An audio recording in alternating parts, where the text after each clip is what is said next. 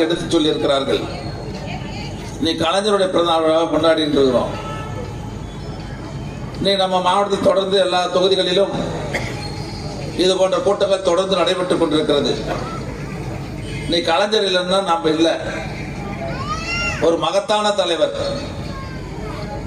இன்னைக்கு அவரை மாதிரி ஒரு சிறந்த எந்த துறையிலும் கோலச்சக்கூடிய ஒரு தலைவர் வேற யாரும் நம்ம பார்த்தே இருக்க முடியாது. இன்னைக்கு தமிழ்நாடு இந்தியாவிலே சிறந்த மாநிலம் என்று சொல்கிறோமே, அதற்கு வித்திட்ட வளர்த்தெடுத்த தலைவர் நம்முடைய கலைஞரை தவிர யாரும் கிடையாது. ஒரு மனுஷன்னா 1-2 திறமை தான் இருக்கும். நல்லா பேசுவாங்க, எழுத தெரியாது. நல்லா எழுதுவாங்க, ஞாபக சக்தி இருக்காது. ஞாபக சக்தி இருக்கும், கவிதை எழுத தெரியாது. இப்படி 1-2 திறமை தான் சில மனிதர்கள் தான் இருக்கும். ஆனா கலைஞரை பொறுத்தவரையில ஒரு மனிதனுக்கு தேவையான எல்லா திறமையும் ஒருங்கே பெற்ற ஒரே தலைவர் இந்தியாவில் அவரை தவிர யாரும் கிடையாது, இருந்ததில்லை. எழுத்தாற்றல், பேச்சாற்றல், நினைவாற்றல், நிர்வாக திறமை, கதை எழுதுவது, கட்டுரை எழுதுவது. இந்த இயக்கம் தொடங்குற போது நாடகம் எழுதி அவரை நடிச்ச நாடகங்கள் மூலமாக இயக்கத்தை வளர்த்த தலைவர்.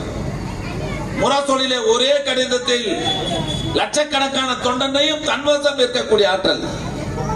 பத்திரிகையாளர் கேட்கிற கேள்விக்கு உடனே பதிலளிக்கக்கூடிய தலைவர். இப்ப மாதிரி ஓடி ஒளிகிற ஆள் இல்லை நம்ம தலைவர்லாம்.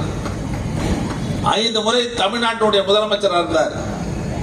இதை விட ஒரு பெரிய சிறப்புன்னா, உலகத்திலேயே இந்தியாவில் சொல்ல, உலகத்திலேயே எவ்வளவு இயக்கங்கள் இருக்குது நாட்டில், உலகத்துல அந்த இயக்கங்களுக்கு எவ்வளவு பேர் தலைவராக இருந்திருக்காங்க.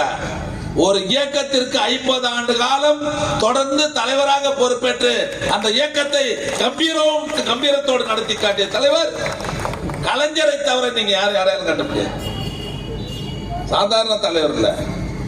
ஒரு ஆளை மேல தலையில இருந்து கால வரலையும் பார்த்தாருன்னு சொன்னா அவனுடைய யோகிதாம்சத்தை சொல்லத்துக்கு கூடிய தலைவர். இது உருப்படும், இது உருப்படாது, இது திருடு,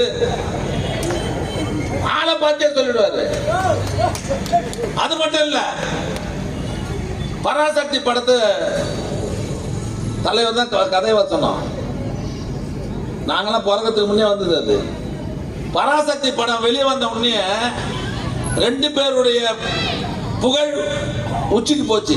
யாருன்னா கதை வசனம் எழுத கலைஞரும் நடித்த சிவாஜி கணேசன். 2 பேருடைய நல்ல சிறந்த நடிகர், நல்ல வசனம், 2 பேருடைய புகழும் பெரிய உச்சிக்கு போச்சு. அந்த படத்தை விட்டு வெளியே வந்த உடனே பேச ஆரம்பிச்சிட்டான்.